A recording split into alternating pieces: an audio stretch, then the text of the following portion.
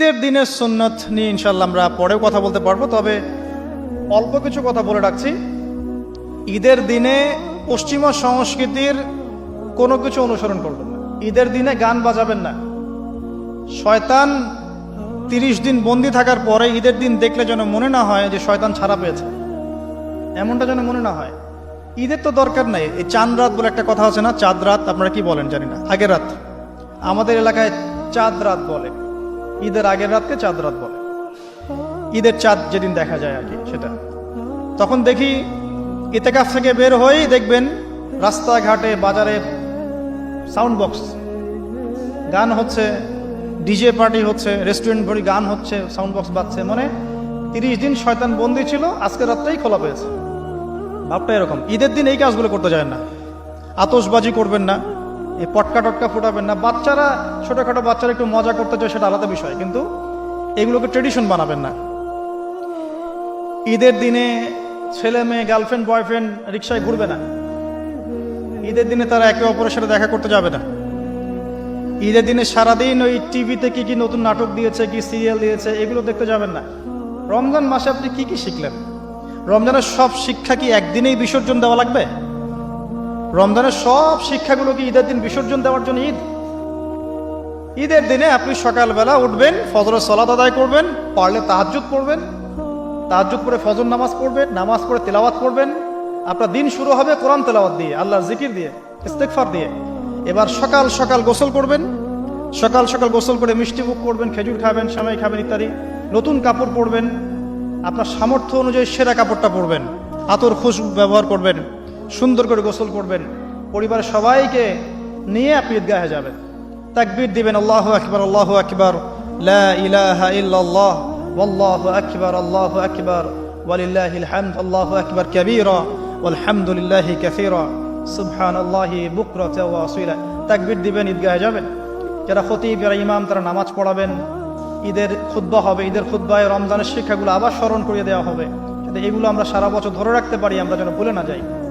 এবং ঈদের দিন যুব সমাজ, যুবতীরা যা করে, এই যে বিনোদনের নামে প্রিন্ট মিডিয়া, ইলেকট্রনিক মিডিয়া, এগুলো থেকে সতর্ক করতে হবে।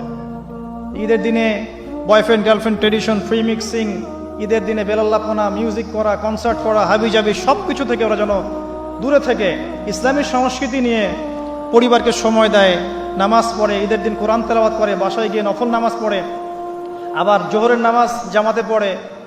ঈদের দিন ঈদের নামাজ পড়েছে, জোহরের নামাজে নাই, এমন যেন না হয়। জোহর জামাতে পড়ে, আসর মাগরিব এশা জামাতে পড়ে, আত্মীয়দের বাসায় বেড়াতে যাবে, খোঁজ খবর নেবে। অসহায় যারা ঈদ করতে পারছে না, ওদেরকে সাদাকাতুল ফিতর দিবে, হাদিয়া তোফা দিবে। অনেক কাজ আমাদের। আমাদের আনন্দের উৎসবগুলো কিন্তু ভোগবাদী না, বরং ত্যাগবাদী। আমরা কিন্তু অন্যকে নিয়ে আমরা আনন্দ করতে চাই। আমরা রমাজানের 30টা দিন না খেয়ে থেকে সম রেখেছি, আত্মত্যাগ করেছি, তারপরে খুশি করছি। অন্যদের মতো নয় যে খালি ভোগবাদী দর্শন, এমন নয়। তো এগুলো নিয়ে আমরা ইনশাল্লাহ আবার পরে কথা বলবো, এখনো সময় আছে। ঈদের সুন্নাহ, লাইলাতুল কদর নিয়ে ইনশাল্লাহ আমরা পরে কথা বলতে পারবো। এগুলোর দিকে খেয়াল রাখবেন ইনশাল্লাহ। আল্লাহ পাক আমাদেরকে তৌফিক দান করুন, আমিন। ইসলামের মৌলিক 5টা স্তম্ভ কি, আর সবচেয়ে গুরুত্বপূর্ণ স্তম্ভটা কি?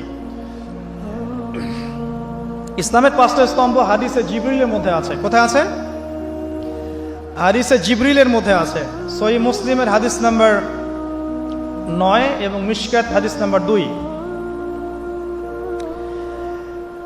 জিবরাইল আলাইহিস সালাম মানুষের রূপ ধরে এসে নবী সাল্লাল্লাহু আলাইহি ওয়াসাল্লামকে জিজ্ঞাসা করেছিলেন যে ইসলামের সংজ্ঞা কি, আখবিরনি আনিল ইসলাম। তখন নবীজি বলেছেন, ইসলাম হচ্ছে আন তাশহাদা আল্লা ইলাহা ইল্লাল্লাহ ওয়া আন্না মুহাম্মাদান আবদুহু ওয়া রাসূলুহু। ইসলাম হচ্ছে প্রথমত তাওহীদ, লা ইলাহা ইল্লাল্লাহ, এবং মুহাম্মাদুর রাসূলুল্লাহ, রিসালাত। এরপরে ওয়া আন তুকিমাস সালাত, তুমি সালাত কায়েম করবে, ওয়া আন তুতিয়াজ যাকাত, যাকাত প্রদান করবে, ওয়া তাসুমা রমাদান, রমজানে সওম রাখবে, ওয়া তাহুজ্জাল বাইত ইন ইসতাতা'তা ইলাইহি সাবিলা, আর তুমি রমাদান মাসে, আর তুমি সামর্থ্য হলে হজ করবে, সামর্থ্য হলে হজ করবে। এই 5টা হচ্ছে ইসলামের পিলার। আমার সাথে বলেন, 1 নম্বর কি? তাওহীদ। 1 নম্বর কি? তাওহীদ, লা ইলাহা ইল্লাল্লাহ মুহাম্মাদুর রাসূলুল্লাহ। 2 নম্বর সালাত কায়েম করা। 3 নম্বর যাকাত প্রদান করা। 4 নম্বর রমাদান মাসের সওম।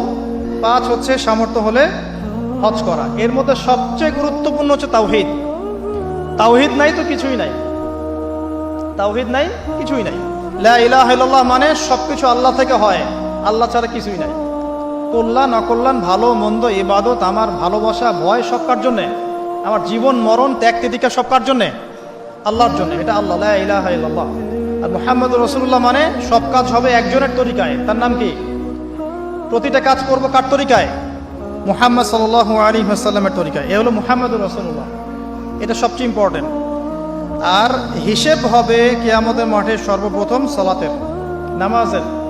যার নামাজের হিসাব ঠিক থাকবে তার বাকি সব হিসাব ঠিক থাকবে ইনশাআল্লাহ। যার নামাজের হিসাব ঠিক থাকবে না তার কোনো হিসাবই ঠিক থাকবে না। আল্লাহ পাক আমাদেরকে বোঝার তৌফিক দান করুন, আমিন। 5 ওয়াক্ত নামাজ জামাতে পড়ার তৌফিক দান করুন।